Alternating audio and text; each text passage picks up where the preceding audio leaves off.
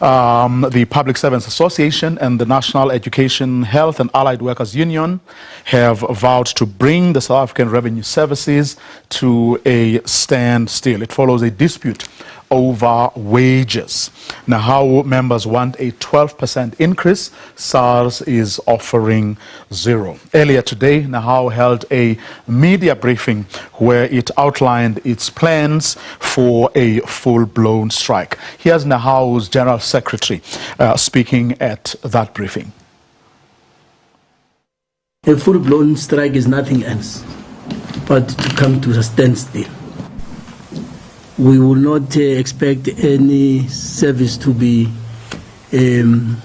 pursued. We will render the system unworkable. So it means that there will be a huge impact. Because there will be no revenue collection, there will be no day-to-day activities that are to be pursued. And we want to assure you that because as now we're working with the union there that we work together called PSA, we are together in this strike. So we'll make sure that there is no service rendered to anyone. And it's a pity that it will affect the communities. But it's a situation that is not accepted and not tolerable. Well, to join us, joining us on the line now to take us through the rest is Union President Mike Shinganga. Good evening, Mr. Shinganga. Thanks very much for your time this evening. Good evening, Podrio, and together with your viewers. Thanks for having us. Perhaps first, give us a bit of history and context to the negotiations that you've been having or you had entered into with the South African Revenue Service. How long have those been going on before you took this decision to go on strike? Well, the negotiations have been going on since last year. You will remember that we ordinarily, in terms of the financial year dispensation, by now, on the 1st of April, a new agreement should have come into place because the one that we signed in 2019 has come to an end in 2021. So the negotiations have been taking long. It is only in March that we went to the CCMA when the dispute was declared and eventually the employer boldly pronounced that they are offering 0%. And obviously, as a result, the mandate we had from our members had nothing to do with the 0%, and therefore a certificate of non-resolution has taken place. And that's why we had to go back to our members and report and ballot them. And eventually members overwhelmingly voted that over and above them having sold their labor, over and above them having sacrificed their life during COVID and work, over and above them having negotiated, they think that if they were to get anything beyond what the employers offer, which is 0%, they need to embark on a strike action. You remember that in 2019 we signed a 3-year agreement with the SARS, which was coming to an end last year. Typically of the public service institutions, in 2021, SARS reneged on the last leg of the 3-year agreement, just like the public services did in 2020. Mm-hmm. And that matter was fought. Instead of paying what was promised, which was over 6%, only a fraction of that was paid. The remainder is still a subject for court battles. So that's what the context within which the current disputes take place, because not only did the employer renege, but also went on to actually offer a wage freeze by offering a 0% this time around. What are the reasons SARS has advanced for not offering anything at all? Of course, there can never be any reason, and not when you consider that SARS has just declared in the past financial year an improvement of a 25% year-on-year that ended in the financial year that has passed of revenue collection. So there could be no justification that even after the worst economic situation that we were faced as a count of 2 years, when many of the industries were closed, the SARS workers, SARS employees went out about their business, doubling their efforts, and make sure that they increase the revenue collection, something that has not been done before, even when the economy was not facing the catastrophe of the pandemic as we're facing. So from where we stand, there could be no any justification except the austerity program that has long been started by this government, in particular led by the Treasury, and of course the sixth administration, that has seen the austerity measures across the expenditures that it has to do with the basic needs of the populations, including on health, including on education, but of course targeting the people on whose back the economy of this country is built, which are the workers themselves. And in this case, if the government says to have anything to offer as South Africans, it is the sweat and blood of those SARS employees that collect the revenue. So our view is that there's nothing more reason that can be acceptable except the austerity measures that they're implementing across the sectors, particularly the state entities. And that's why we stand rejecting that kind of a notion. I mean, of course, we do need to point out that the money that SARS collects, it's not like it keeps it for itself. It's money that goes to the national fiscus, and SARS, of course, get to be given their share of the money. So, in other words, not profits that they make for their own use. I thought it was important to point that out. Yes, we understand that. That is why when we talk about the austerity, we are quick to point out that it is led by Treasury. You'll remember that SARS as an institution is an entity that takes its orders from the national treasuries in general. So even in 2019, we were clear that the posture of SARS is going to determine what the public service as a state, as an employer, is going to behave towards its employees. And boy, we were right that in 2020, government came back and reneged from the salary agreement that they have signed with employees. And then SARS, because it is a subsidiary or is an entity of the state, it had to follow suit in 2021. So we are clear. We're not saying that they collect revenue and they keep it to themselves, but we are saying if any department in this country, if any service are going to be supported by the fiscus, you should at least not insult the people who collect that revenue by saying we're giving you 0%, while they see their heart and sweat being distributed all over the place, while the economic conditions that affect those that which the fiscal is supporting is not different from theirs. For instance, we have just had an electricity hike given by Nexta now that is way above what workers are demanding as a salary increase now. We've just seen the inflation on food index, the price index. We've just seen the fuel. You will know that workers spend over 35% transporting themselves to work. That expenditure is also going up now. So as and when they sweat to make sure that the fiscus has enough money to distribute across the country, it can't be justifiable that society expect them to get a 0%. Not when even the last leg of the signed agreement that they had 3 years ago was reneged on. That is not an attitude that the workers are going to tolerate in this country.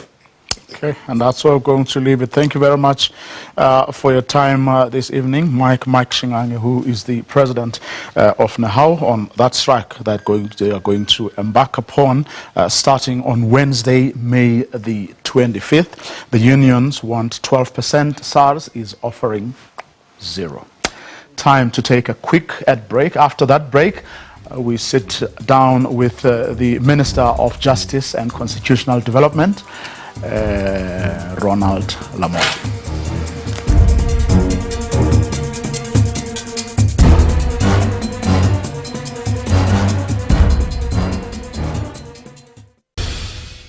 Welcome back. It's exactly 2 years to the day Ronald Lamola boldly told Parliament about his new plans, which he said would invoke a paradigm shift in our country, a shift to rebuild the capacity of the state to fight corruption. So 2 years down the line, what does he have to show for himself? The Justice Minister is here in studio to talk us through all of that. Good evening, Minister. Thanks very much for your time.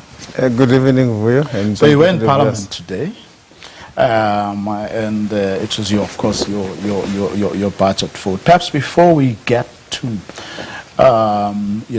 all the plans and everything that you had to say today, the story of the moment, is that story, what happened at Stellenbosch, which you also spoke about in Parliament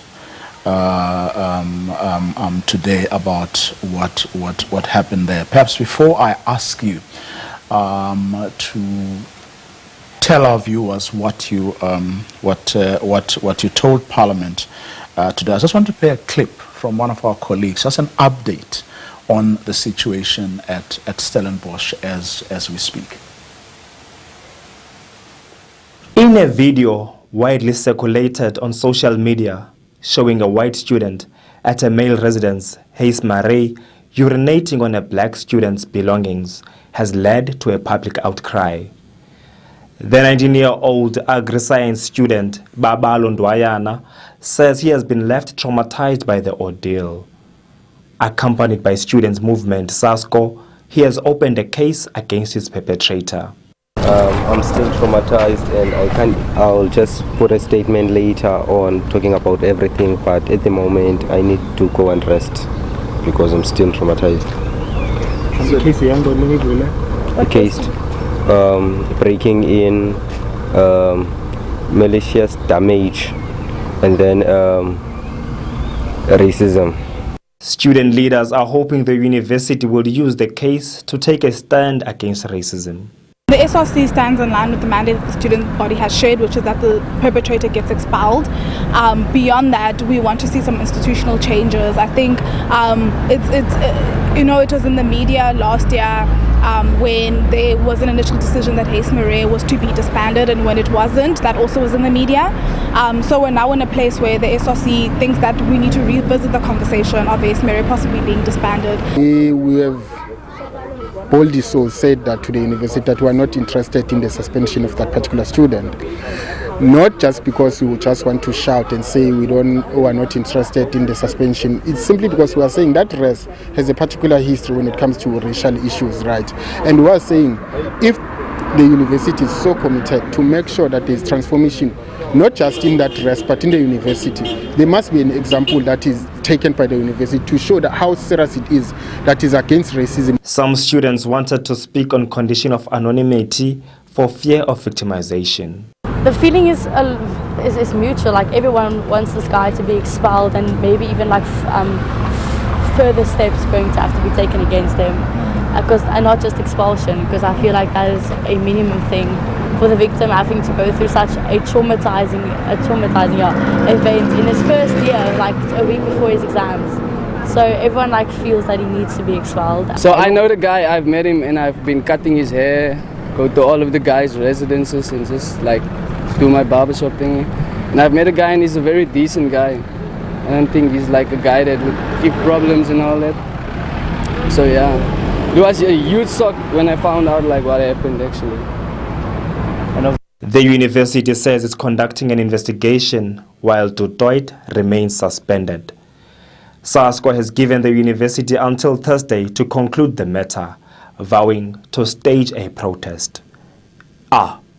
Thule Joga, SABC News, Stellenbosch. While addressing parliamentarians today, you said, and I quote, "The university must leave no stone unturned in investigating the incident.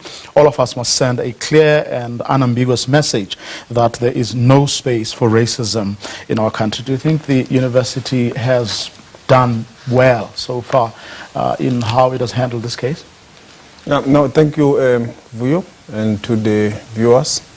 As you are aware, this is the 25th anniversary of the Constitution. So this is the gift that we have been giving our guest, which is the Constitution. So for us, it's very sad that this kind of an incident happens on the 25th anniversary of the Constitution. It's almost urinating on this constitutional democracy, which cannot be allowed to happen. And it is important that we send a message as a country. And also the institution must also do the same. They must leave no stone unturned. And I'm also happy that the student has opened the case. The law must take its course and let the rights of the student be be vindicated. And the institution, for it to send a clear and unambiguous message, is that it must follow all its processes and ensure that due process is followed to deal and discipline the student with whatever that the rules of the university prescribes that it should be done.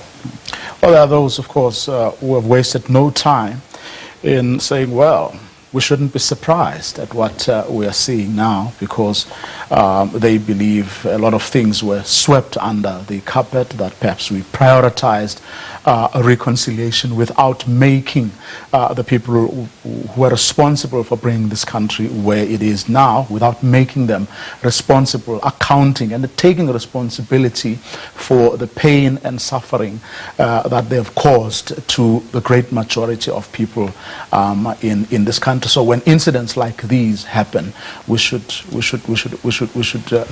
actually reflect on the fact that we never made the people who were responsible for apartheid to actually pay for their sins.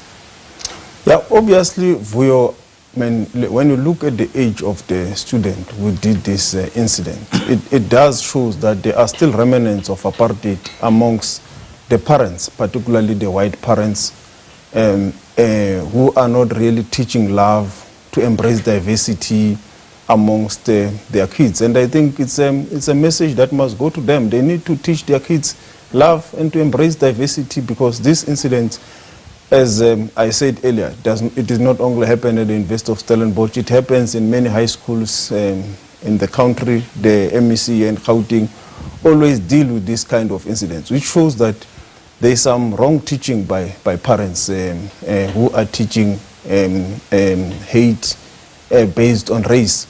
And the reality is that the buzz of that period has passed, and there were tactical considerations at the time to bring the country together and to bring diversity and everyone. But it is indeed important that the white parents must take responsibility, and the country must hold anyone who still deviate and want to see the apartheid activities happen, must be held accountable. Well, take for example the issues being raised by the children of our struggle heroes, your Craddock Fours, your Steve Bikos, and many others who believe that the National Prosecuting Authority in particular is dragging its feet in prosecuting people who were responsible, for crimes against humanity, people who killed, their parents and loved ones. Again, just something to say, look, there is a lot that those in charge, people like you, should actually account for as well, because much as you may say, perhaps, white parents should play their part. There's a case being made about, your national prosecuting authorities, people like you who are ministers, to actually see to it that, those perpetrators are being brought to book. And right now, that process is painfully slow, if it is moving at all. Yeah, as you'll be aware, in the budget today, we have also deal with the allocations to the NPA, and some of the monies will go to the TRC task team within the NPA, the unit that deals with these investigations. And the Hawks have assigned investigators to deal with the investigations with regards to the TRC matters, including the NPA itself has assigned investigators.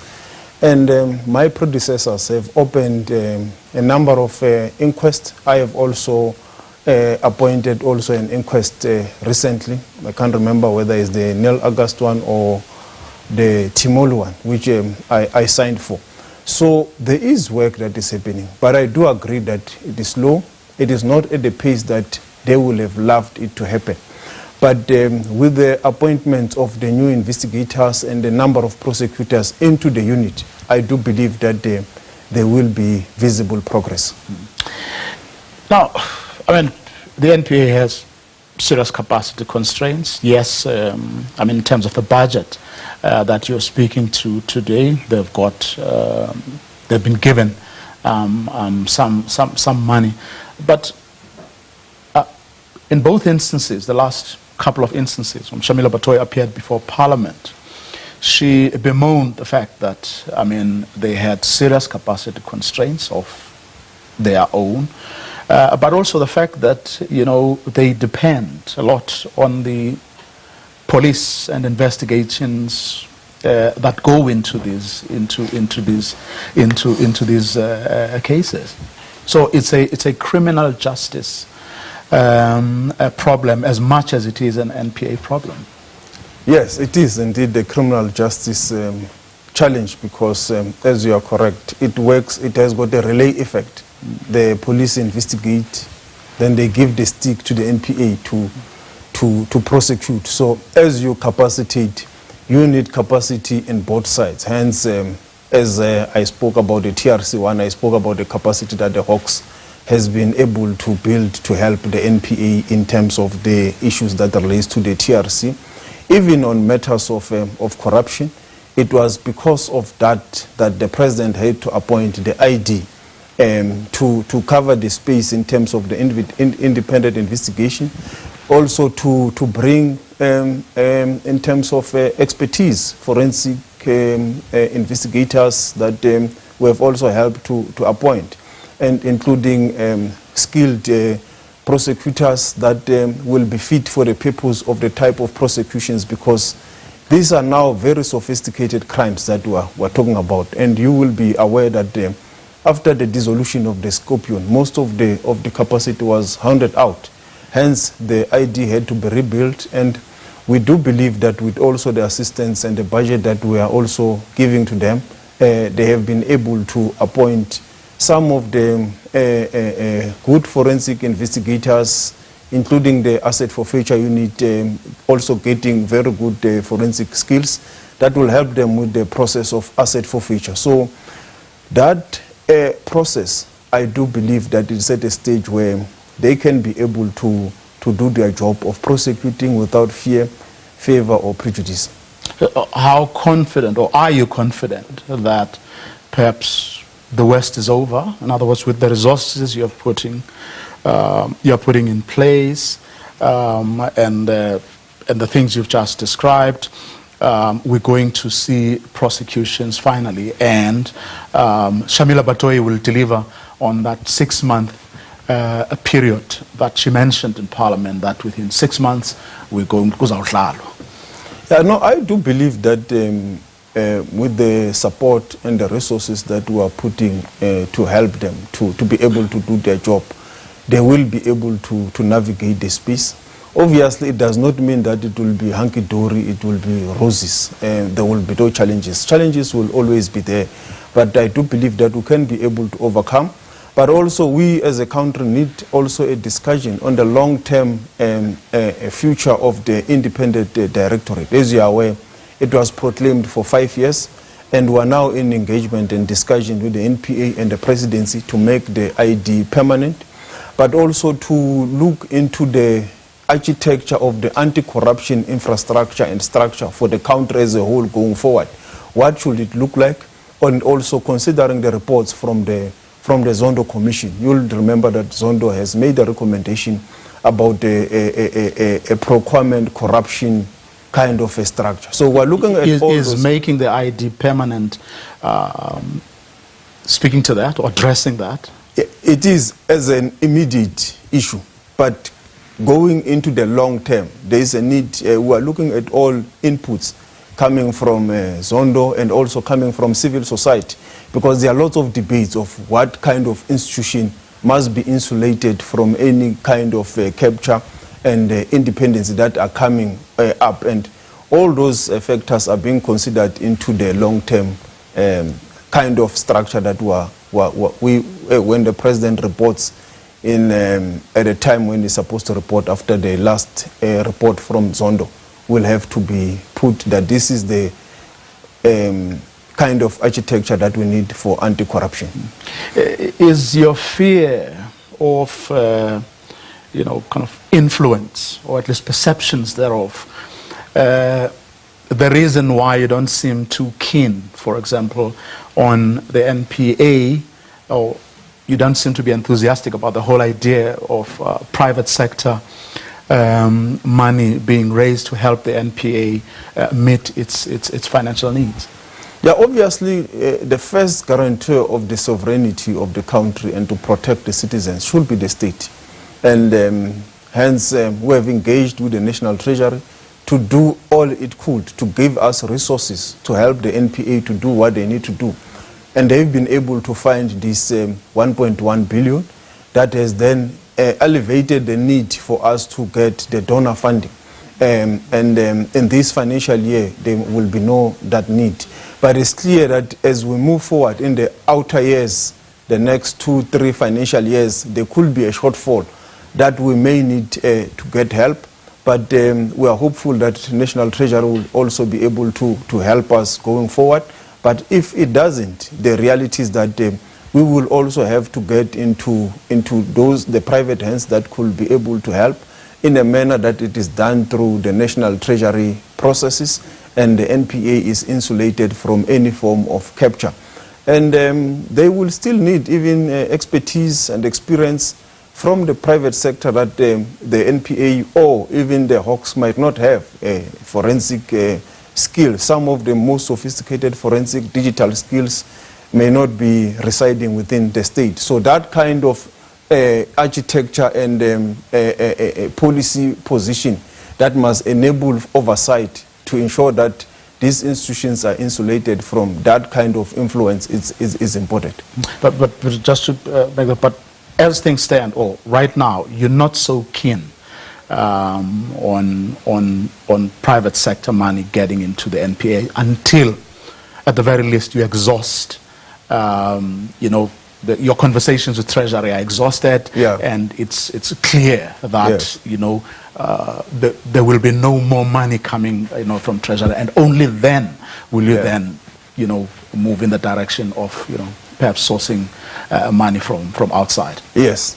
Okay. Yes, and that's what is happening. Hence the 1.1 billion that has been able to help. But we may not be able to discard completely, because you may also need skills. There could be donation in kind from forensic accountants, engineers, and digital. We are dealing with highly sophisticated matters with the transactions spanning across the globe. So you also need those skills that can be able to unlock transactions happening in New York, transactions happening in Germany, in the UAE, or in any part of the globe. So that kind of skill, you may find that you don't have it, you may need to get it from outside. Well, you would have heard last week the SIU also appeared before Parliament the day after the NPA, and they too have serious problems. In fact, they are owed hundreds of millions. By whom? Government departments, and surely these are conversations you and your cabinet colleagues ought to be having. Here they are, they have done some really good work over the past couple of years, especially around your PPEs, but also some of the state capture stuff. And now they are being, hampered by government departments. Surely that can't be right. Yes, it can be right, The work of the SIU is complicated by the fact that they are supposed to be paid by the people that they are investigating. So obviously there will be difficulties and challenges. So we are looking at also that departments indeed, and all those that are being investigated, they must pay. But we're also looking at what then should we be able to do in terms of their funding model, including the SIU Act, so that they are insulated also from this hamstrung by people that they are investigating who are supposed to pay them. So it is something that we are engaging with them, and hopefully we will be able to come up with a legislative model that will help with their financial sustainability outside their clients just being the only ones who pay them. And as you will have seen, there is also an allocation from the National Revenue Fund into the SIU, which is also aimed to keep them going. Now, you are also responsible, of course, for the budget of your department, that is, of how courts are run you know, and you have, I don't know how far your process that involves the former Deputy Chief Justice has gone in terms of looking at how to improve generally, you know, the how courts are run and so on. How far has that process gone? Yeah, obviously, in terms of court efficiency, something that falls within the purview of the judiciary. But there is support that the department has to provide, both the Department of Justice and also the Office of the Chief Justice, in terms of the digitization of the court processes and the files, which is a project that was piloted in Gauteng, and the intention is to roll it out across the country, because the only way to modernize and ensure that our court infrastructure and system are efficient is when we have digitized. And we are happy that through what we call the integrated justice system, there are already certain police stations across the country that their dockets are digitized, and they can be able to communicate with some of our courts processes, which the prosecutors can, with the click of a button, access the docket, and they can be able to handle matters. So that is the type of integration that we are looking to build into the entire system of the criminal justice cluster, which we believe will bring efficiency. But for it to be successful, it needs collaborations from the South African Police Service, the NPA, the judiciary, and every stakeholder involved, including Legal Aid South Africa and private practitioners. Well, speaking of the judiciary, I mean, you will have seen only yesterday the EFF, for example, was saying, or if they are to be believed, the Chief Justice in this country is an ANC factionalist. And you came out, of course, in support of the judiciary, saying, you know, political parties should not say or do things that would lead to South Africans undermining the judiciary. Yeah, we can't make and just cast aspersions on institutions of a constitutional democracy. If you want to make such, you need to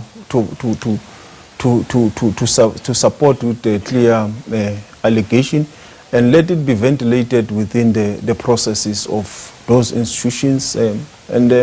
There are some issues that has been raised, as you have seen, which obviously the Judicial Service Commission in its processes will process such issues, but also there are processes in terms of our courts where commissions of inquiries reports have been reviewed and been that is allowed, is normal in our constitutional democracy. But to cast aspersions, it does not build the institutions. In fact, it creates mistrust between the institutions and society. Well, they say, I mean, they're raising legitimate concerns, and in this particular instance, they support your own comrade, Tony Yengeni, who has written to the Judicial Services Commission. So, absolutely nothing wrong. They are not casting any aspersions. No, if you have put a complaint, then allow due process to take its course. You can't put a complaint and also cast judgment and have a judgment on the complaint that you have already put forward. So you should allow the due process where you have put the complaint for decisions to be taken on that complaint that you have put. And if you have taken any matter to court, you also allow the court to then, the matter be ventilated in court and for the court to pass judgment. And you will have seen today during the debate of your or budget vote, one EFF MP saying, finding it quite interesting that you are willing and ready to, for example, protect, I can't remember the words she used, you know, the Chief Justice, but you have allowed you said nothing about the public protector, for example, which she thinks has come under attack, or that office has come under attack. In other words, you are prepared to kiss some but spit at the others. Yet you should be consistent. You should be protecting everybody, even if you may feel, or your party may feel that the public protector isn't doing what she's supposed to do. You have an obligation and a duty to protect her office. Yeah, when we speak about the institutions of constitutional democracy, it includes all Chapter 9 institutions. It also includes the judiciary. In fact, what she was saying, she is guilty exactly of that herself, because she was only speaking in a factional manner to protect or the public protector, and she was casting aspersions on the judiciary. But ourselves, we have always been consistent, speaking about all institutions of constitutional democracy, and including the public protector and the judiciary. And if you have got any issue with any institution, there are processes to be followed. Well, what still worries you in your work? I mean, the person who 2 years ago submitted this plan, of course, COVID intervened, and everyone has been complaining about how COVID has set us back in so many ways. But what's the one thing that worries you now, currently, that is giving you sleepless nights in your portfolio? It's cyber attacks. I mean, if you have the situation of COVID where everything now has to be done digitally and on online platforms, and you have a ransomware attack in the department which affects or hampers service delivery in all facets of the department, it does show that is something that as a country we need to build capacity to be able to respond to prevent, and if it has happened, to be able to find ways of quickly coming into to service the nation, because as we transition into these platforms, this obviously will become a reality, and we will have to be able to find systems that will enable us to protect ourselves against it. Do we have that capacity though? No, it's clear that we do not have, and we need to build it as quickly as possible, so that we don't find ourselves wanting with our services being hampered for over a long period of time, where we have to rebuild like we are rebuilding now after that attack. And I do think that with the help also of the private sector that has got a lot of capacity in this space, as a country we can benefit. Couple of quick tweets from people who are watching this program. We have run out of time. Zukiswa Fiafokol says, can you please ask him about racism against black prosecutors, suspension and dismissal of the black prosecutors whilst white or Indians are kept even with criminal offenses pending? Yeah, that one has been a matter that has been investigated by an independent panel, and there has been findings that has been reported back to the prosecutors and the stakeholders.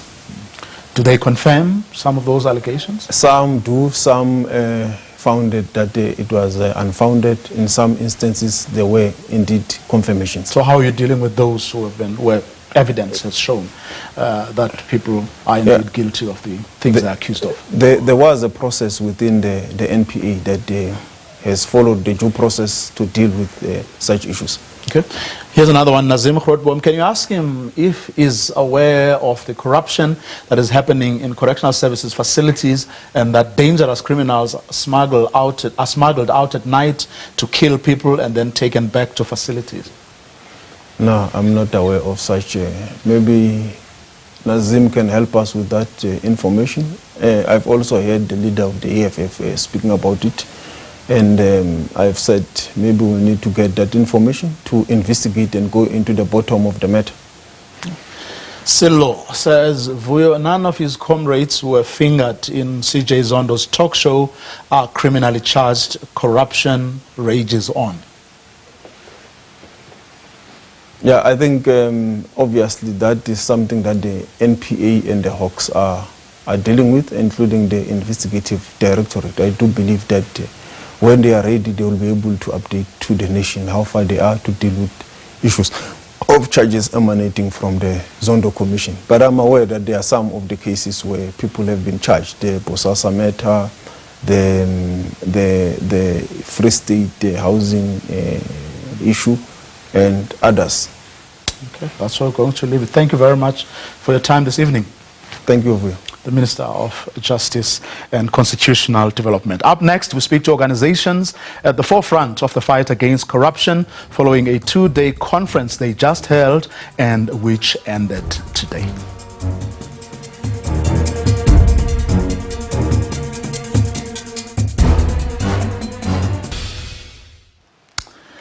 back. Well, organization Corruption Watch, together with the Department of Public Service and Administration, the Financial Intelligence Center, the Open Government Partnership and Open Ownership, they hosted a conference, a two-day conference over the past 2 days, where they were bringing together civil society organizations, government representatives and the private sector to share ideas, but also information on international best practices that can be applied to South Africa as we fight corruption in this country.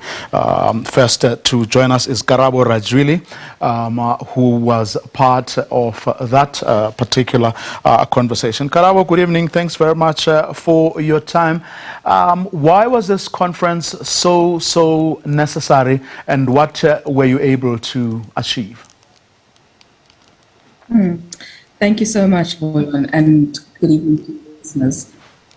This conference comes at a time when South Africa is really trying to grapple with the results of 10 years of state capture and trying to find meaningful solutions to address some of the more egregious forms of corruption and misuse of the financial system.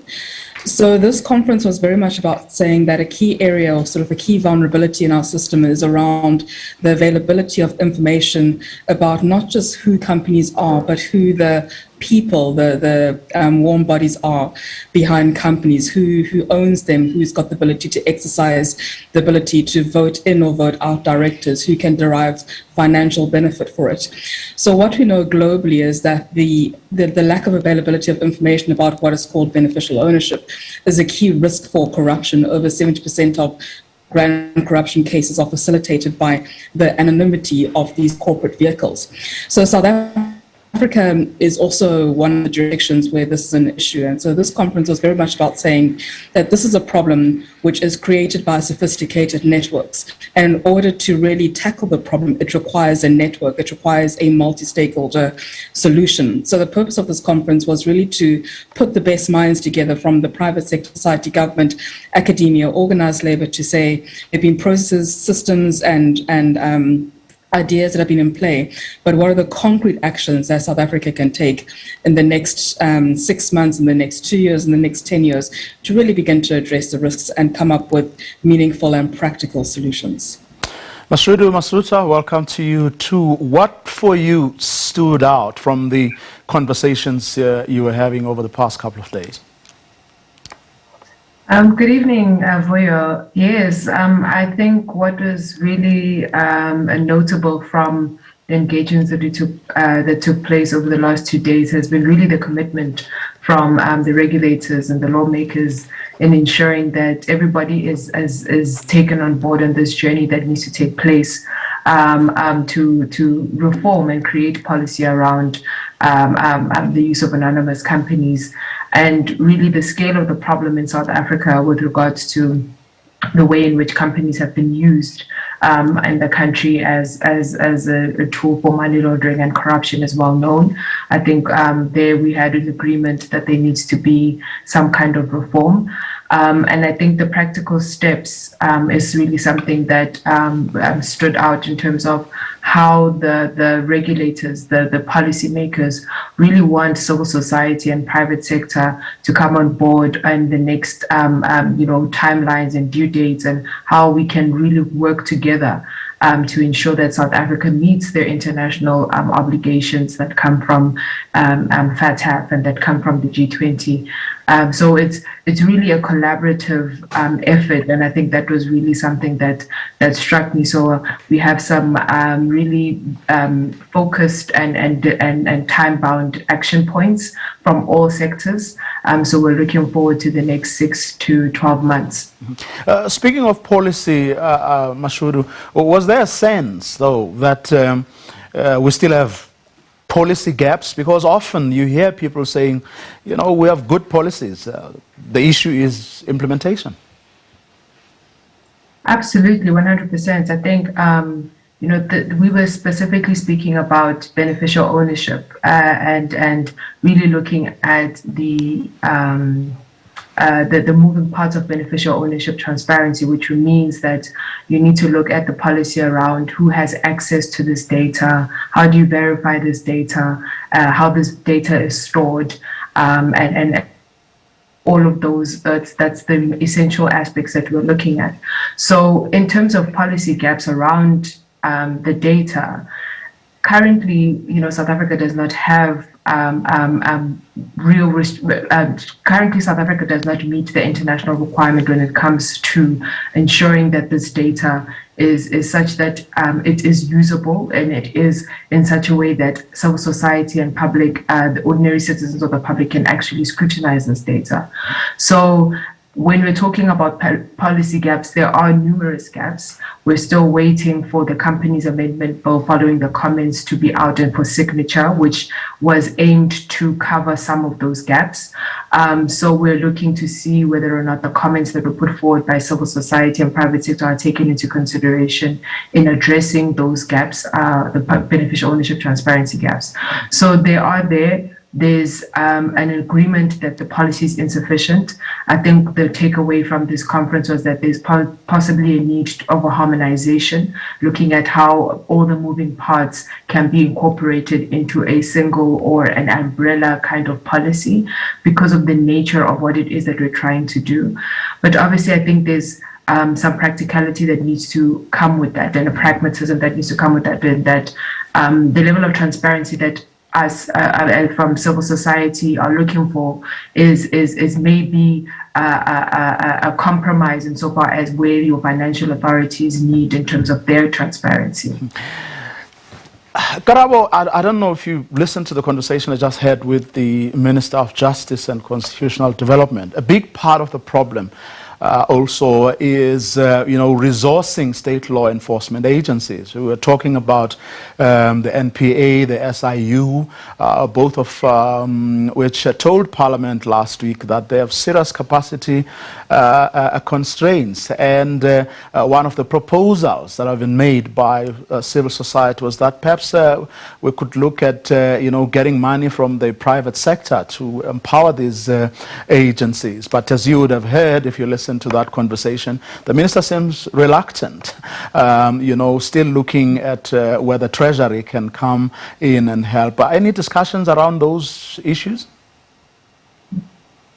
Yeah, interesting, absolutely. So one of the points that came through in the conference was the amount of time and resources it takes for law enforcement agencies to access information about who the true owners are, who are the people behind companies who are winning contracts, who are continuously winning contracts, or who seem to be having some kind of dominance over the market. And what we see globally is that for countries who have implemented a register of beneficial owner, again, who the true owners of companies are, this not only reduces the time that law enforcement takes to get this information in order to complete investigations, which are then ultimately prosecutable, but also it reduces the incredible amount of costs and resources it requires for law enforcement to gather this information.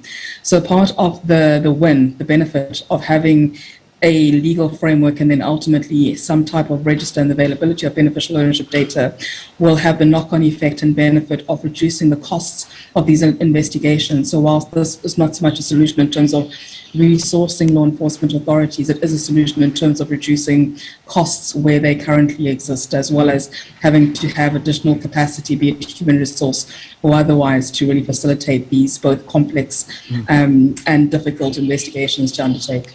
Quick last one, 10 seconds, Mashoud. Overall, what was the sense from all of you? Are we winning this war against corruption and the likes?